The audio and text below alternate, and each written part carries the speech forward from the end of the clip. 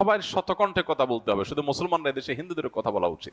যদি আমরা সতর্ক না হই তাহলে সেক্ষেত্রে এই দেশ আমাদের আর থাকবে না, এবং এদেশে আমরা যে বিগত কয়েক বছর ধরে আমরা দাসের মতো ছিলাম সেটা যে আরো কতটা ভয়াবহ আকার ধারণ করতে পারে একমাত্র আল্লাহ তাআলা ভালো জানেন।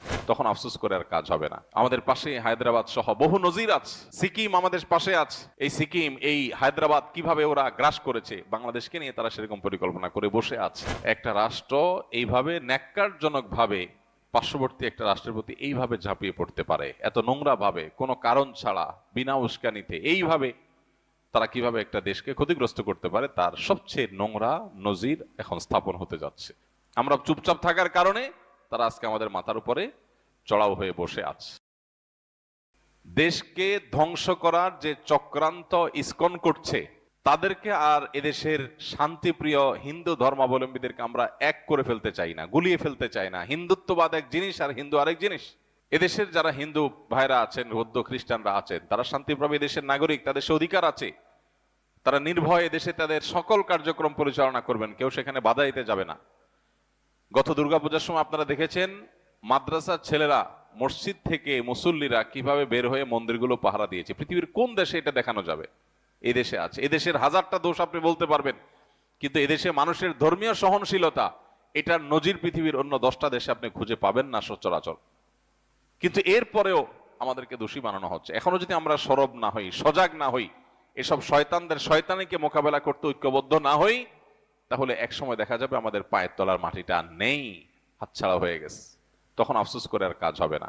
আমাদের পাশে হায়দ্রাবাদ সহ বহু নজির আছে, সিকিম আমাদের পাশে আছে। এই সিকিম, এই হায়দ্রাবাদ কিভাবে ওরা গ্রাস করেছে, বাংলাদেশকে নিয়ে তারা সেরকম পরিকল্পনা করে বসে আছে। খুল্লুম খোলা তাদের বিভিন্ন টেলিভিশন চ্যানেলগুলোকে, বাংলাদেশে এক অংশকে তারা তাদের মধ্যে নিয়ে নেওয়ার জন্য তারা মামুর বাইর আবদার তুলতেছে সকাল বিকাল। এগুলো সুযোগ তখনই পাচ্ছে আমরা যখন মনে করছি আমি তো ভালো আছি, আমার কি দরকার এগুলো নিয়ে মাথা ব্যথা করা। একজন মুসলমান তার দায়িত্বশীলতার পরিচয় এখানে দিবে যে আল্লাহর জন্য, আল্লাহর সন্তুষ্টির জন্য, মুসলিম ভূখণ্ডের নিরাপত্তার জন্য, মুসলমানদের নিরাপত্তার জন্য এবং গোটা সব ধর্মের মানুষের নিরাপত্তার জন্য তিনি সবচেয়ে বেশি সজাগ থাকবেন।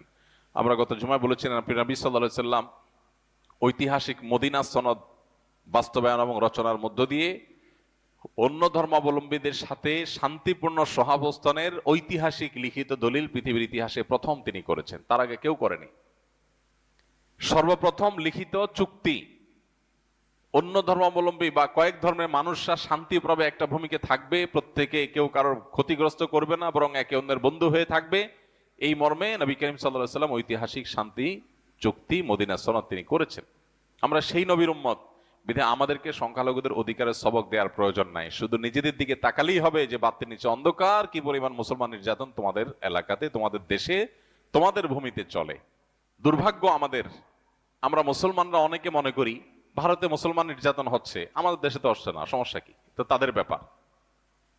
ইরাকে মুসলমান নির্যাতন হচ্ছে, তাদের ব্যাপার। সিরিয়াতে হচ্ছে, তাদের ব্যাপার। ফিলিস্তিনে হচ্ছে, তাদের ব্যাপার। আমরা তো নিরাপদ আছি। এটা কোনো মুসলমানের চিন্তা না। গোটা পৃথিবীর যে কোনো প্রান্তে মুসলমান আক্রান্ত হলে গোটা বিশ্বের মানুষ এটাকে ফিল করবে, অনুভব করবে, কথা বলবে। অতএব এই জায়গা থেকে আমাদের প্রত্যেকটা মানুষের এখন থেকে ভারতের প্রতিটা মুসলিম নির্যাতন, প্রতিটা সংখ্যালঘু নির্যাতনের পরে আমাদের সবার শতকণ্ঠে কথা বলতে হবে, শুধু মুসলমানরা দেশে হিন্দুদের কথা বলা উচিত। আমরা যখন ওদের চালনির ছিদ্রগুলা দেখাই দিতে পারবো, তখন তারা সুইয়ের ছিদ্র খোঁজার সুযোগ আর পাবে না। আমরা চুপচাপ থাকার কারণে তারা আজকে আমাদের মাথার উপরে চড়াও হয়ে বসে আছে।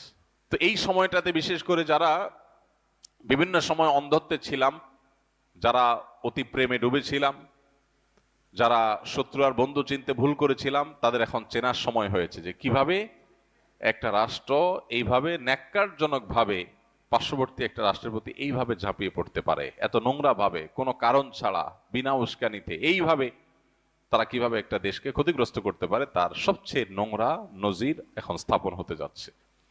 আমি আবারও বলছি, যদি আমরা সতর্ক না হই তাহলে সেক্ষেত্রে এই দেশ আমাদের আর থাকবে না, এবং এদেশে আমরা যে বিগত কয়েক বছর ধরে আমরা দাসের মতো ছিলাম সেটা যে আরো কতটা ভয়াবহ আকার ধারণ করতে পারে একমাত্র আল্লাহ তাআলা ভালো জানেন।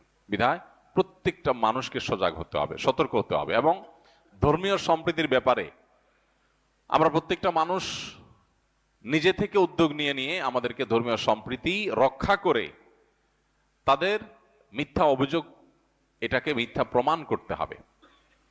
সে অভিযোগকে মিথ্যা প্রমাণ করার জন্য আমাদেরকে ভূমিকা রাখতে হবে এবং পাড়ায় পাড়ায় মহল্লা মহল্লায় অন্য ধর্মাবলম্বী যে সমস্ত ভাই বোনরা আছে সম্ভব হলে তাদের সাথে মিট করতে হবে, তাদেরকে নিয়ে একসাথে বসতে হবে যে ভাই আপনারা কোনো অসুবিধা অনুভব করছেন কিনা।